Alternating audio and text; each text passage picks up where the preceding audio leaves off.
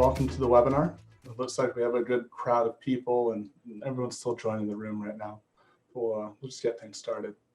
I know everyone has a lot on their plates right now, and I just want to thank you all for taking the time to join us today.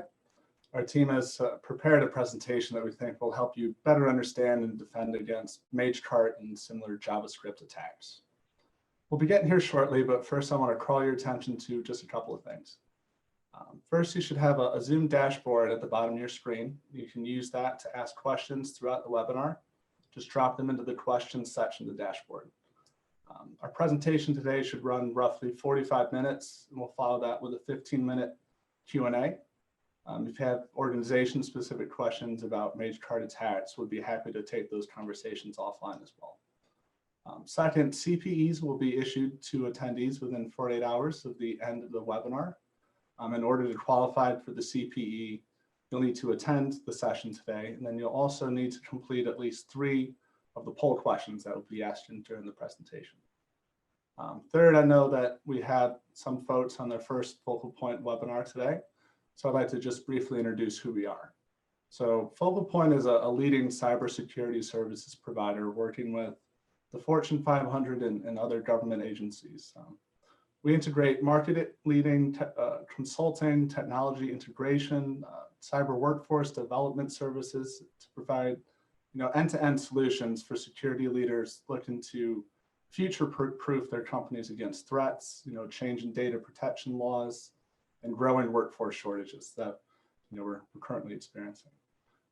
You can learn more about our services, our solution, and our team at focalpoint.com. Well, before we get started, let me make some introductions. I'm your host, Matthew Lipinski. I'm a manager in Focal Point Cyber Defense Practice. Today, I'll be speaking with Peter Heffley, who is a senior manager on our cyber defense team. Peter and I have had our fair share of experience examining MageCart and other similar JavaScript attacks and helping organizations build up a defense against them. We're excited to share, what we've learned with you today. So, we feel privileged to have the opportunity to speak with you today and hope you get some insights here that will help you build a program that can defend against these types of attacks.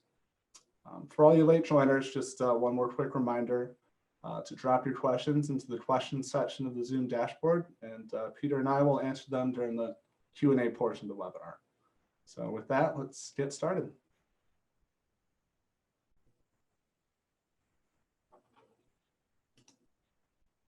Peter, I believe you're on mute.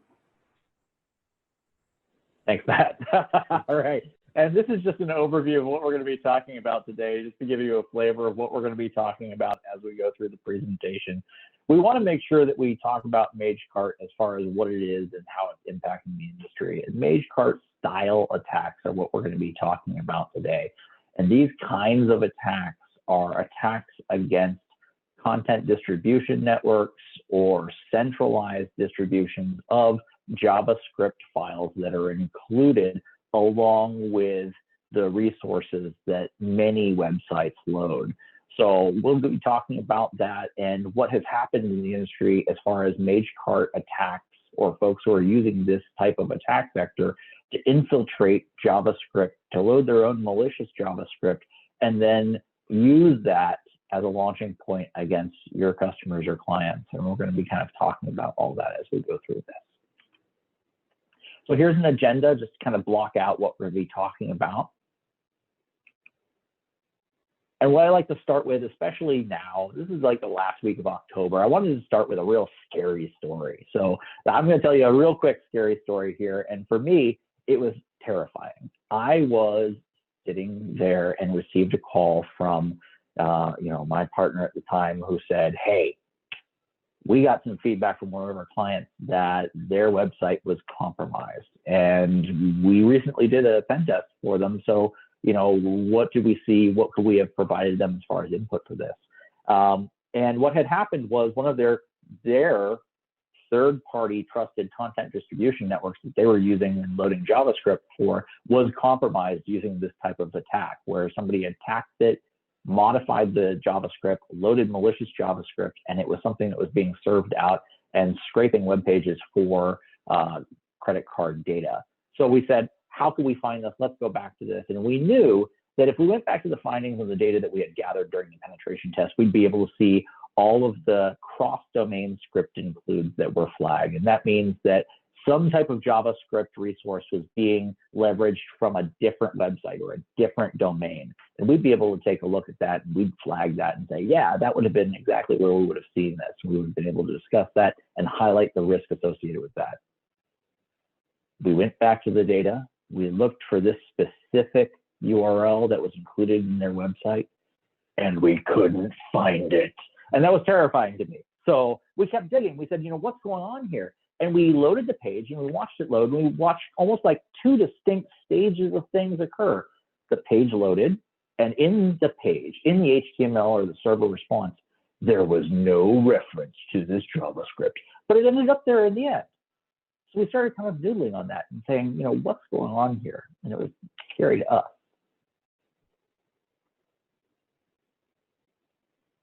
And so with that, I think we've got a poll question. Just kind of get us started.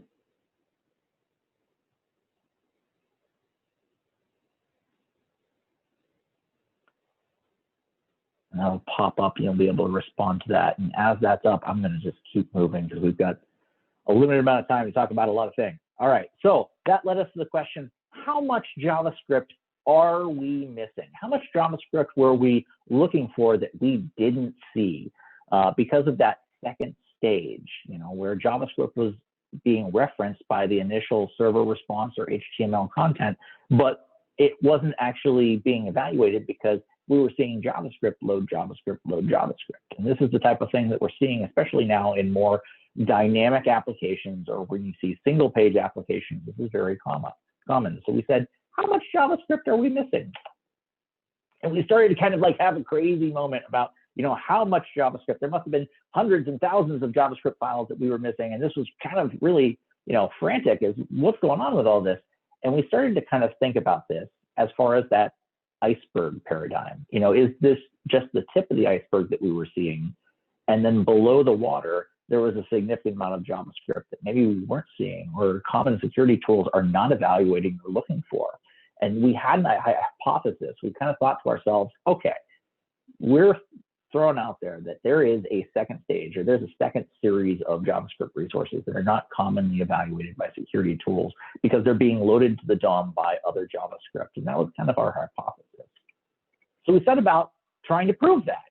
We said, you know, how can we prove that? So we developed a quick little tool that just goes out and it pulls a website. So it pulls the HTML response and stores that. And what it does is it counts up how many JavaScript resources are present in that HTML response. And then it loads the entire DOM for that website and counts up the JavaScript resources that were present. So we did that, and in 2019, so last year, we looked at the top 1,000 websites. And this is the data that we were able to pull. And this was something that was, you know, just basically being used to test our theory.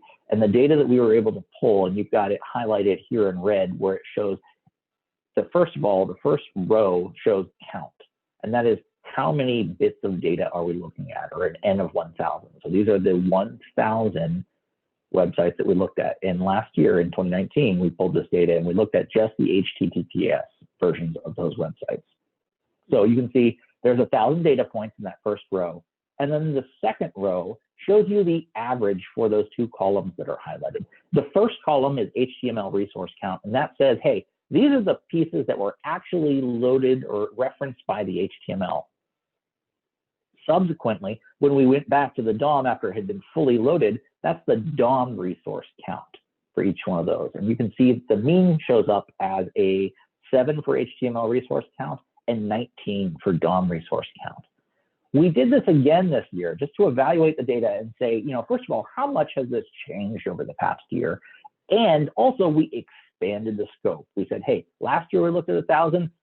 This year, let's not only look at 10,000, but let's look at the HTTP and the HTTPS listener on each one of these fully qualified domain names. So we went out there and we pulled, it should be about 20,000, right? 10,000 and 10,000 adds up. there were about 7 that didn't respond to one or the other as far as HTTP or HTTPS, and we ended up with 19,993 data points. We put that all together and did the same data analysis, and you can see that there's 8 in the HTML and about 19 in the DOM. So, year over year, this is about pretty consistent. But the important thing that we drew from this is that there's a significant difference in what is being presented in the HTML response or the server response, and then at the end of it all, what is in the DOM. And on average, we were saying, hey, we're maybe missing about 11 resources per page.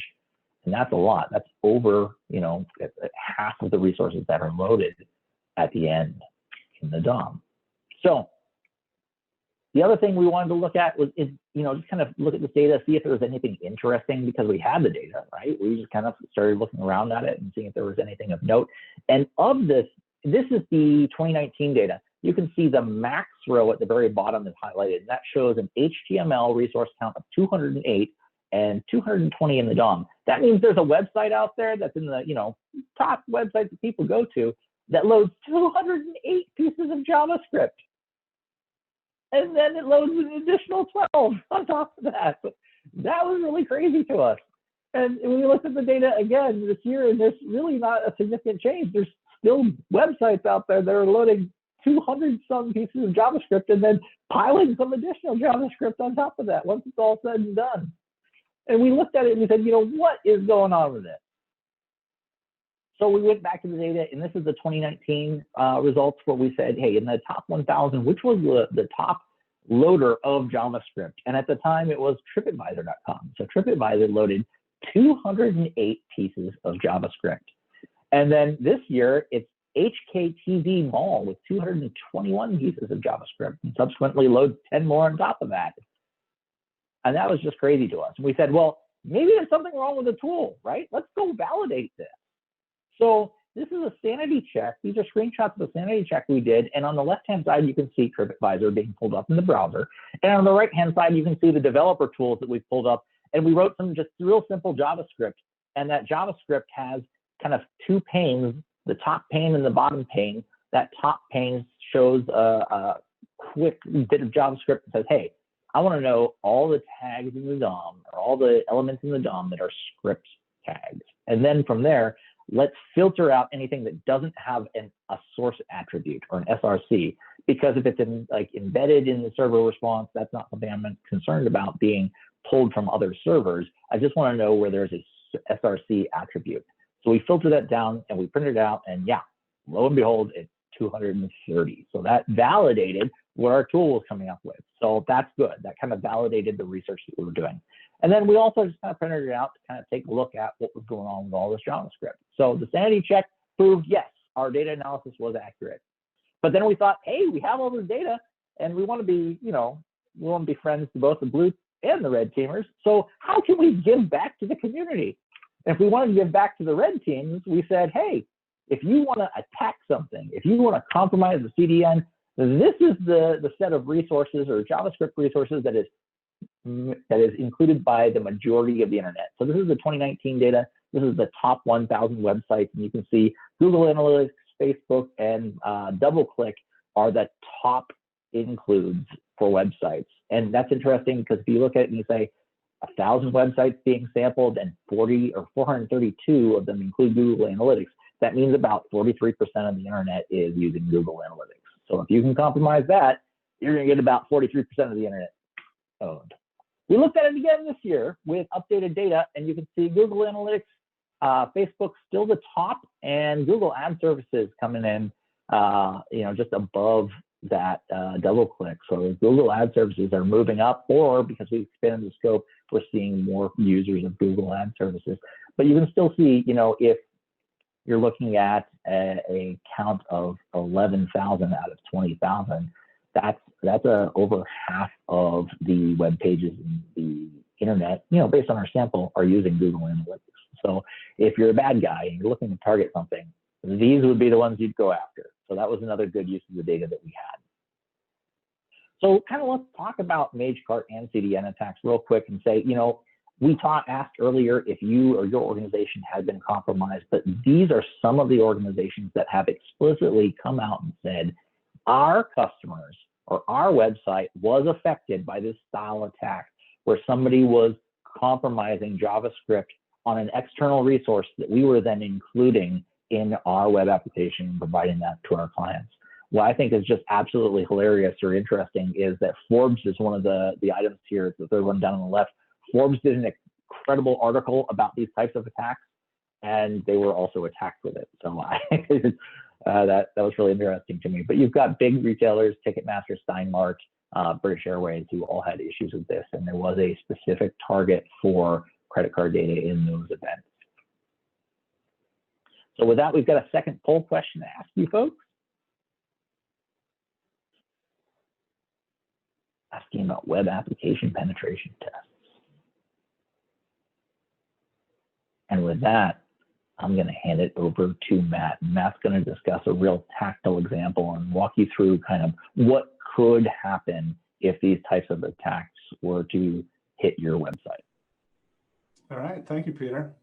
Yeah, as we're saying before, these cross-domain script includes, they're typically in every page, almost every page that you go to, whether it's an AI chat help bot, whether it's the Google Analytics, and just kind of to show, the impact of one of these types of cross-domain script includes getting compromised.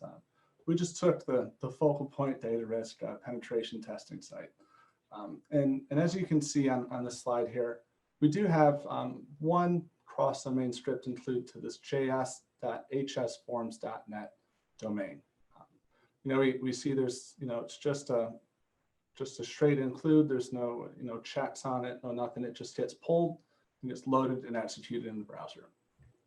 So, we got to say to ourselves, what is this JavaScript code? What does it do? Where does it come from? Is this at risk of what we call a subdomain takeover? Next slide. So, what is this domain? This particular one happens to be a HubSpot forms for WordPress plugin. Sorry, it's authorized. It's non-malicious. We use it at Focal Point to, allow clients to submit information to the website. It's a very popular plugin, and a lot of people, use JavaScript in this way. So, just doing a host resolution on it, we see that it resolves back to Cloudflare. It's a popular CDN, kind of making it, good. Like Peter said, if you can compromise one asset and you can use it to then leverage 30% of the internet, that's that watering hole type effect. You let all of these, potential victims come to the CDN and pull out that malicious JavaScript, and then that's how it would propagate. So, as we're trying to evaluate this domain to determine whether or not we can take control of it, we need to consider, what a subdomain takeover it is, and how, that would work.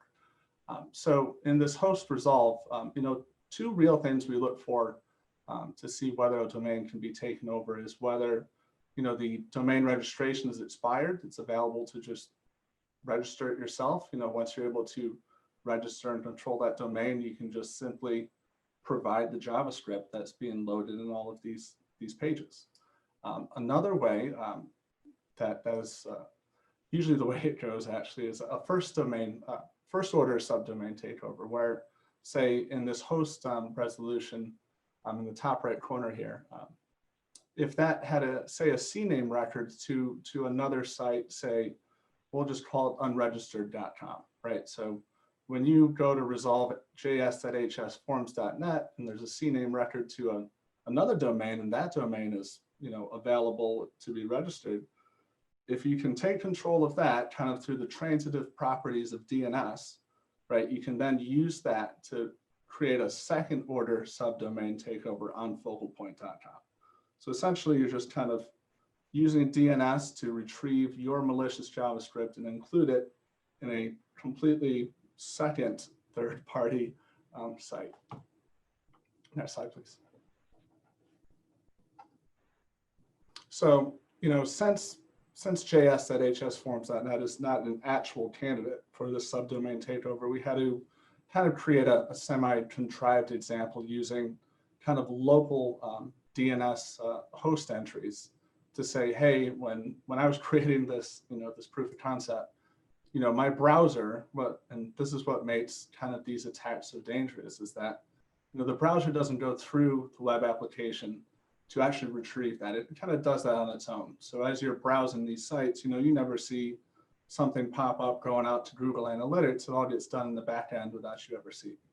So really all we're doing is kind of inserting ourselves as js.hsforms.net and sending that to the loopback adapter of our testing machine, just to say, hey, if this domain ever comes up, send it to this IP, right? Exactly how DNS works, but we're just saying, send it to us, don't send it somewhere else. So it's pretty analogous to poisoning DNS, say either locally in an attack, so just poisoning the local DNS, or through a subdomain takeover where you can kind of poison the public DNS in that way. So as you can see, kind of these screenshots are just kind of showing that the system is just kind of routing that information back to us.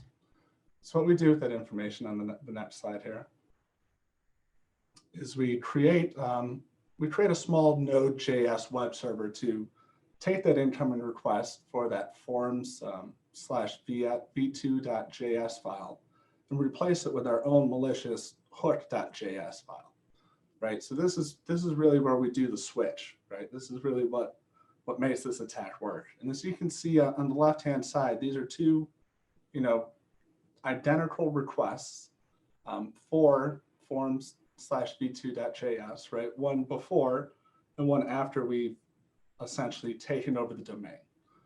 So as you can see, the response length in the original request is about 484,000. You can see a lot of Cloudflare headers in that response. But after we make that switch over and we serve it through our Node.js server, you can see we have, say, that X powered by Express header. The actual JavaScript in there is different. It's not what was intended to be loaded. The response length is up to 592,000 now.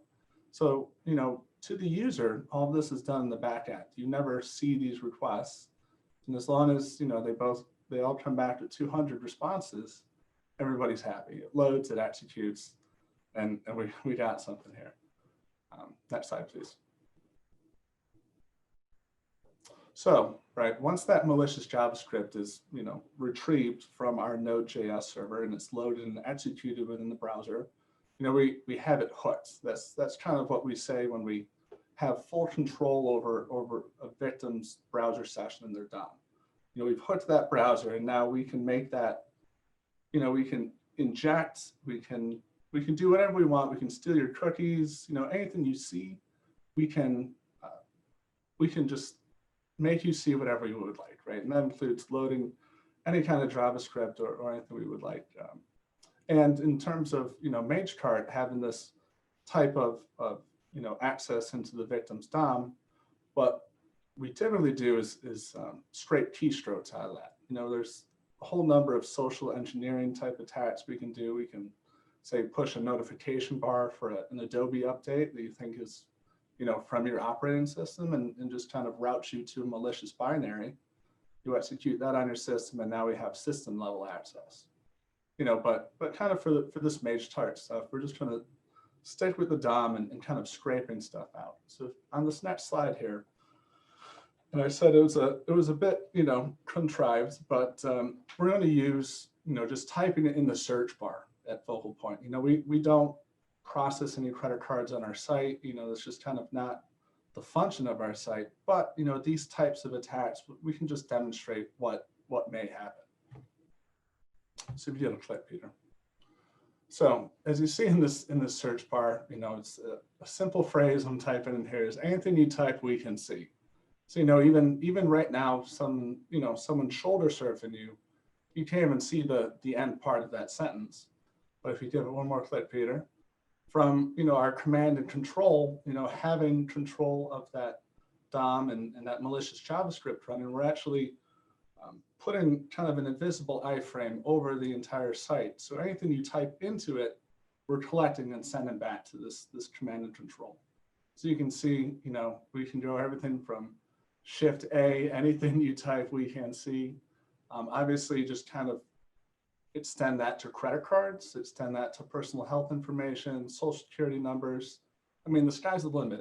If you've typed it into a browser and your browser loads this malicious JavaScript, we have it. And like Peter said, if you can extrapolate that across, say, 20, 30% of the internet, you have a tremendous amount of sensitive data that you can obtain literally just by registering a domain and then switching out JavaScript. So, how do we prevent this from happening? And luckily, we have Peter who, wrote a cool tool that he can explain to you guys. All right, thanks, Matt. So with that, we kind of got an overview of what MageCart attacks look like. We get an example of customers, or not customers, but companies who were affected by this. And then Matt walked us through a very tactile example of understanding what that can do to a customer, what that can do to a browser. And you say, what can these like supply chain style attacks on JavaScript do? What can we do to prevent them from occurring? They're really hard to detect because the attack isn't targeting me or my website. It's attacking somebody else that I'm trusting to host good JavaScript and their distribution of that JavaScript. So we started saying, how can we, what kind of solves can we have for this? And we came up with 3 that we'll discuss here today. The first of which is sub-resource integrity. We'll talk about threat intelligence, and then we'll talk about a detailed look at that DOM and why that's important. So sub-resource integrity, what is sub-resource integrity? Well, sub-resource integrity is an additional attribute that can be added to scripts and CSS resources that you're loading. And what it does is it provides you the opportunity to say, hey, this is the absolute valid version of what I want you to load, what I expect you to load. And the browser will check that, and if it's not valid, it won't load it. And it uses cryptographic hashes to achieve this.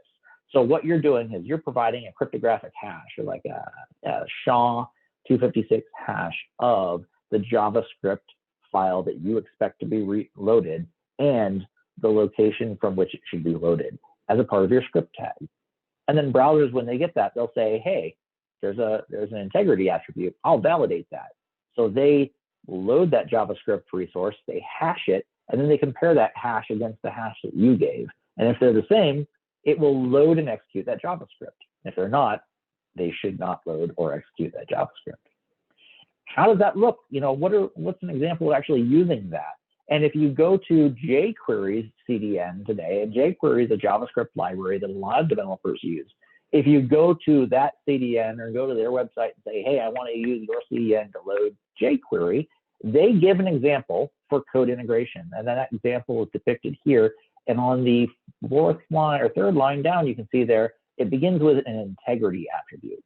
So jQuery, being a big JavaScript library a lot of people use, is already saying, hey, if you're going to include our library, make sure that you include this integrity attribute. And that integrity attribute has that SHA-256 hash of the file, which is jQuery341min.js.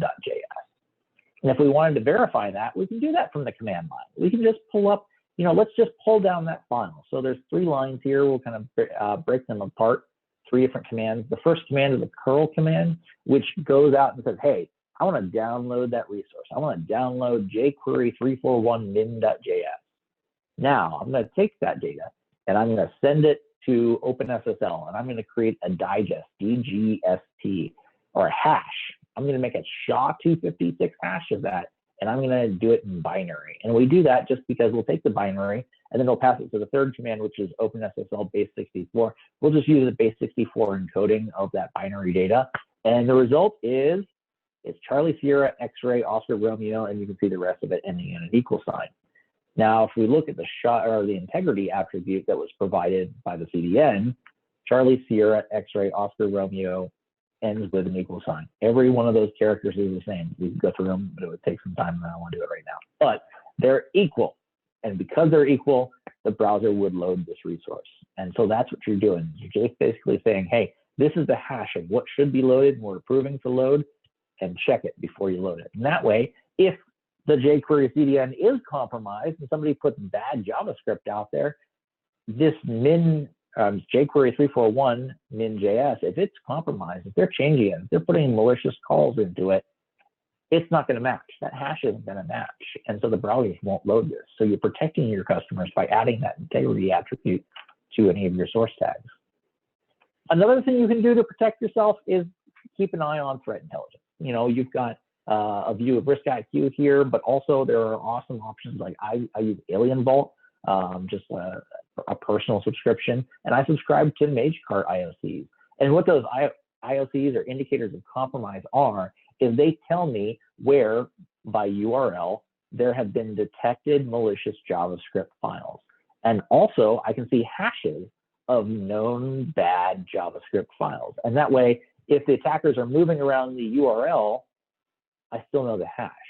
They'd have to create a brand new JavaScript file for each time. So that way I kind of know where some of that bad stuff is. And you can get this, from those resources we talked about previously. There's a lot of really good blogs or, researchers who are looking into MageCart and they publish this data. You also have the opportunity to get this from InfraGard or your information sharing councils like the ISACs that you might be a part of. They'll give you this information as well. So those are good resources to pull that information from. So how can we zoom in to the piece of the iceberg that's underwater? And that was the other thing we wanted to do was, so far we were still concerned about our security tools only really looking at the tip of the iceberg, and the stuff underwater we were missing. So how could we do that? And that's where we said we really need to look at the DOM, not just the server response, but the DOM after it's been fully rendered, and say, let's figure out what type of stuff is being referenced by the DOM at the end of everything when it's all settled down. And there were two ways that we came up with doing that. The first of which was manual evaluation. The second of which is an automated evaluation, which we'll go through here. Manual evaluation, you've actually already seen, right? This is a slide from previous where we looked at TripAdvisor and we said, wow, that's a lot of JavaScript. Is this thing right? Yes, not only is it right, but this is what you can do if you wanted to look at any one of your websites. You can use this JavaScript to say, hey, let's take a look at all the script resources that are loaded in the DOM and count them up and say, how many of them are there? And here at the bottom end of this tab, not only do we get the result of 230, then we list them out. So we're going to list them out and kind of have a list that we can go through and say, hey, here's an inventory of all the JavaScript resources that my website is loading. So you can do manual evaluation. You can then add filters to say, hey, how many of these have integrity attributes? And that way, you can look at this, you can go through it manually, but that does take a lot of time, especially, this is achievable for say 10, maybe 100 websites, but if you're looking at 1,000 websites, it's hard, it's real hard. So how do we achieve that faster? And what we decided to do was an automated solution doing DOM evaluation with Selenium. So Selenium is frequently used by test or QA engineers to do browser automation. So what Selenium really does is it's a harness that wraps around, say, a Chrome browser or Firefox browser and says, all right, browser, do this, do this, do this, do this. And then it can evaluate or interact with the browser state and figure out what's going on with that. So we selected Selenium. We did some, quick, the first harness that we wrote was Python. You can see some of that Python code here. And it's just, what it does is it will load the page, the HTML response, and count up all the JavaScript resources and log them. And then it will do the same thing for the DOM. It will actually load the DOM in, we use Chrome driver Chrome to actually render out the entire DOM, get it all kind of settled down, and then look at the resources that are referenced there. And again, this is just something that we kind of threw together. This is MageScope. This is something that was used for getting the data together, both in 2019 and 2020. And it was the initial kind of version or inspiration for the tool that we'll show you here shortly. So with that, if we wanted to, with DOM evaluation, we were able to look at specific websites, target this off. And this is what the data was gathered from, was this tool. We just iterated over, using for loops or interlace to do very quick calls across all the 10,000 or 20,000 different sites that we were going after. And here, I just picked Toyota. Toyota's down the street from me, so I was looking at them just kind of out of curiosity. If you're from Toyota, hi, you have this. But this is something where the results here you can see are interesting because about 5 results in, there's just 4 different columns. The first column is the URL of the reference JavaScript. And then in the HTML is just a flag to say, yeah, it was in the HTML, or no, I didn't find it in the HTML. And then in DOM is a flag that says, yeah, it was in the DOM at the end, or no, it wasn't in the DOM at the end. And so you can see about 4 or 5 down, that flips where it was in the HTML and in the DOM, and then about 5 down, it flips and says absolutely wasn't in the HTML, and all those other resources were loaded after the fact. So those are all resources that were loaded by JavaScript and said, come on in, more JavaScript, let's pile on. And those were the ones that really security tools weren't looking at. So we said, how can we look at that? How can we get that into our penetration testing workflow? Because that's a lot of JavaScript. If you're saying, we're missing over half the JavaScript in our evaluation of these types of things, that's scary. And that, is what we were trying to say in our scary story there at the beginning. There's some missing JavaScript that we really wanted to look for, and we weren't doing it. So we use Burp Suite a lot for our web application penetration testing. And with that, we said, hey, can we do something where we get this type of tooling in the Burp Suite, getting it into our workflow? And to do that, what we did was we ended up writing a Burp app or a Burp Suite extension. So if you have Burp Suite, you can go to the extensions tab or the extender tab and go to the Burp App Store, and you can find this. We wrote it. It's called JavaScript Security. And this you can just install and start using. If you'd like, you have the option of either going from, the Burp App Store, or if you go out to my GitHub, that github.com phlead Burp JavaScript security extension releases. That's where you find the most up-to-date version, and I would recommend you do that because the Burp App Store is just really slow at responding to pull requests. So any changes that we've made to update it or fix issues have not really been integrated as quickly as we'd like into the Burp App Store. But if you want to install it, we're going to go through that real quick here. Pre-install checklist, you need to first of all check your Chrome version. You need to have Chrome. You need to check the version you're using. And then you need to find the correct Chrome driver. So the Chrome driver is a binary that provides a map for Selenium to get to Chrome and kind of interact with it. And you need to make sure that they're matched. So if you have version 78 of Google Chrome, this is a screenshot from a year ago, so I think we're up to like 85, 86. You need to make sure that you have the right Chrome driver, which is the exact same version, so 85, 86. If you want to install from the App Store, you just click on install and it installs. I would just encourage you to consider that pull requests are accepted as they're accepted. So you might be missing out on some of those cool features, and I think you're going to have a bad time. If you want to use the version out on GitHub, you just download the jar file from the releases, and under the extensions tab of Extender, click add and add a Java extension, and then select the jar file that you downloaded. You can also download the code and get that all put together yourself. The build files are there. So if you're concerned about that, you can build the jar yourself and get that taken care of. Once you have done that, either from the Burp App Store or installing from GitHub, you now have a new tab in your Burp Suite, which says JavaScript Security. And it's got really 3 pieces of interaction you can do. The first one you want to do almost right away, and that is selecting the Chrome driver that you're using. So you just click Select Driver, and it'll bring you through a file interaction to select the Chrome driver binary that you downloaded. The other 2 options that you have are that you can set a delay in seconds to wait for the DOM to load, because it is loading a bunch of JavaScript, and then at some point it will kind of settle down. If you have a very robust, very dynamic, very JavaScript heavy site like maybe TripAdvisor, you might want to bump this up to say 30 seconds, and that will give it more time to load everything, settle down, and then perform the evaluation. The final thing you can do is import IOC files, or files which have indicators of compromise. So when we talked about that threat intelligence, you can load that up as well, and that'll be a part of some of the checks we'll talk about here shortly. So, by shortly, I mean right now, indicators of compromise. You can load indicators of compromise into this tool. So if you have threat intelligence or data feeds In the GitHub example, we've used some publicly available resources from Trend Micro and Anomaly, who did great write-ups on MageCart attacks and indicators of compromise that they found. So we found those public resources and we said, hey, let's give you some examples. We put those in JSON files that are in the GitHub repository. So you can pull those down and use those right away. You can also export any of your own threat intelligence and generate JSON files that can be consumed by this tool. Unfortunately, it is currently only a custom JSON format, but it's not obtuse. It's not really hard to put together. You can see it depicted here. It's just the, where did I get this threat intelligence from? And then the hashes, or you can give it paths to known bad JavaScript. And that will be used by the scanner. So what does it do for me? It registers a passive scan extension. So it's not active. It's not something where you have to tell it to go do something.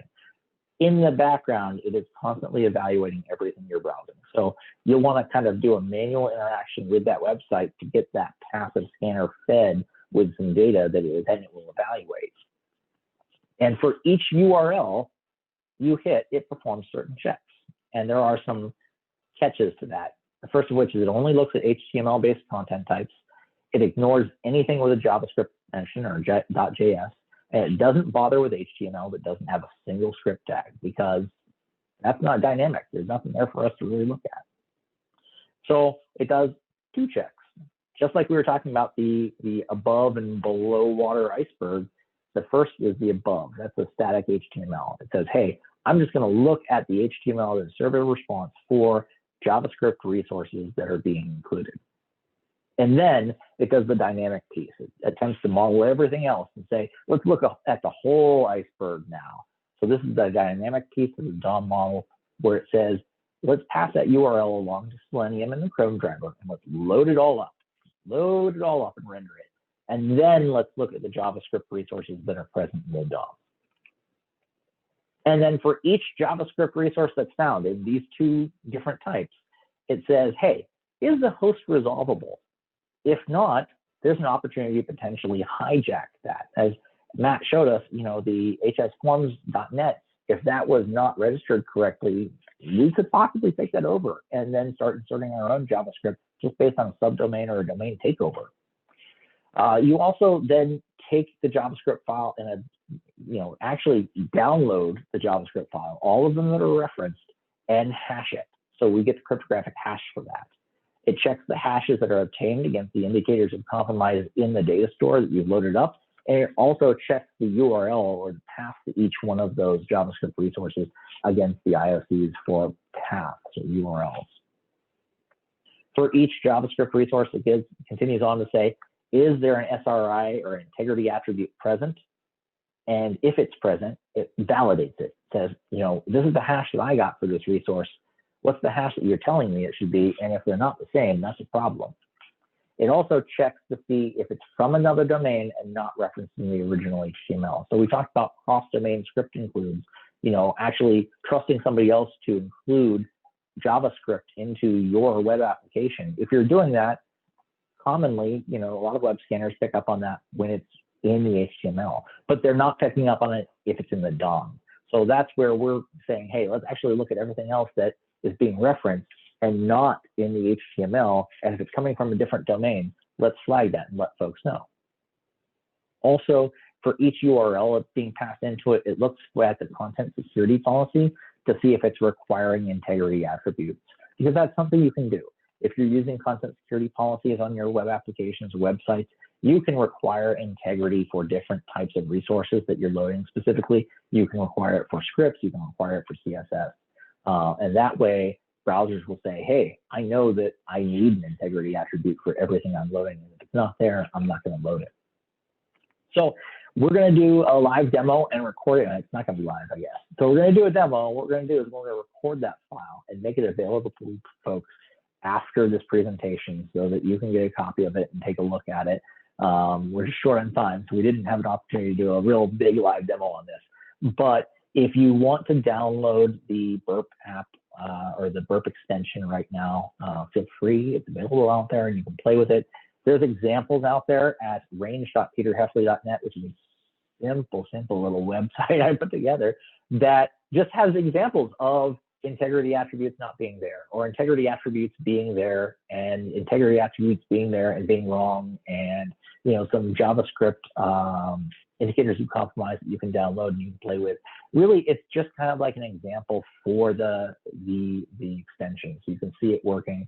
You can validate it's working correctly in your environment, and that way, it tested right at the range. You can take it out and use it on the rest of your applications.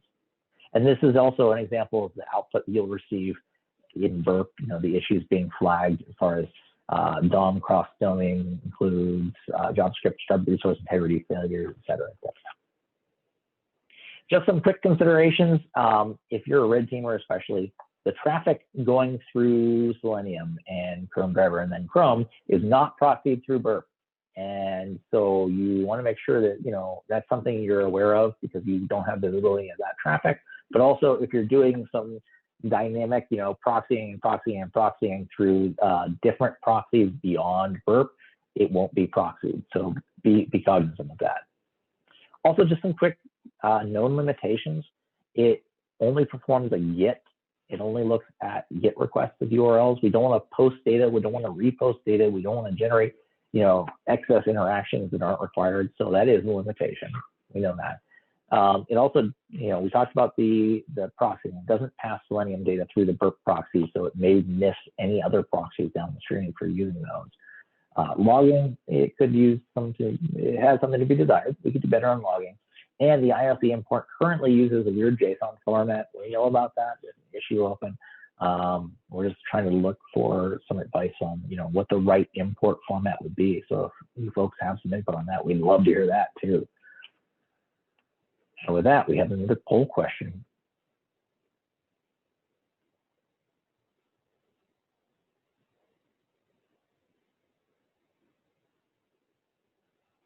And that just asked about, any other items you'd like to learn about from us and the team. We've got a bunch of folks here who, know different things and can talk about a lot of different stuff. So we'd love to get you involved with them and kind of get some content to you that would be useful.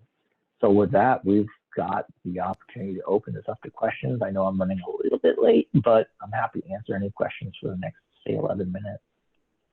Yeah, definitely. I can grab that, Peter. So we do have a couple of questions that came in during the presentation. First one being, will this presentation be available? And yes, it will be. We'll be emailing a recording of this presentation tomorrow. So you should be expecting that tomorrow. Two other interesting questions that came in. What about JavaScript includes that are sourced from the same domain as the site in question? So this is a really good question, actually. We've pretty much spent a lot of time talking about, those cross-domain script includes trusting somebody else with executing JavaScript on your site, and that's when we get into the real danger zone. That's really what most of this is about. And, what we believe, and what this question is pretty much saying is, if you write the JavaScript and you load it into your own site, say Focal Point loads JavaScript from focalpoint.com, is it really an issue? What should we do? And kind of our response to that would be, we really feel that anytime that, you load JavaScript and it's executed in your client's browsers, if you're saying, hey, trust my site, you should probably, verify the integrity of that code. Usually we don't consider that really severity high enough to be a real issue. A lot of times we work with clients, and saying, hey, we understand that if an attacker was to compromise your server and, modify your JavaScript code, well, they have control of your domain. They can just present anything that they want. So it's kind of a moot point, in that instance, but, really it's more of like a practice in like you play type situation. Why only do it for some pieces of your code and not others? Like Peter said, you never know, say if even if it's just an error in the JavaScript in the back end, do you want that to propagate out and be displayed to your users? So, there's a lot of reasons why you should do it, even though it is, your own code. Let's see some other questions. like Focal Point, my company doesn't process credit cards on our website. Why should I be concerned with MageCart attacks? Another good one, right? So, it's not all about credit cards. MageCart, when it was originally coined, it's more about, a supply chain, a syndicate, right? A cybercrime syndicate that would use this type of attack against Magento servers for, to scrape credit cards from e-commerce sites. As Peter's been saying, since then, it's kind of evolved to kind of describe just this external unverified JavaScript being loaded unknowingly to the victim. That type of attack. And, we've seen things like cryptojacking, a large rise in cryptojacking these days where, victims' computing cycles are stolen to mine cryptocurrency by loading this malicious JavaScript in their browser. Obviously, credit cards, personal health information, things like that are kind of a worst case scenario in terms of these MageCart type attacks. But, one of the great things about actually Peter's Burp extension, those indicators of compromise, is, you can take that threat intelligence or you can kind of make your own. So it's not all about MageCart. It could be about cryptojacking. It could be about any malicious JavaScript code that the security community has deemed malicious, and it can kind of future-proof that process for any type of JavaScript that may do damage to your clients. Let's see. Do see a couple more rolling in. Well,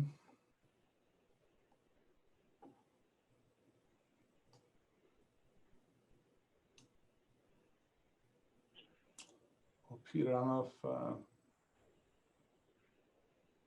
sorry, a lot of them just started rolling in right now. They did.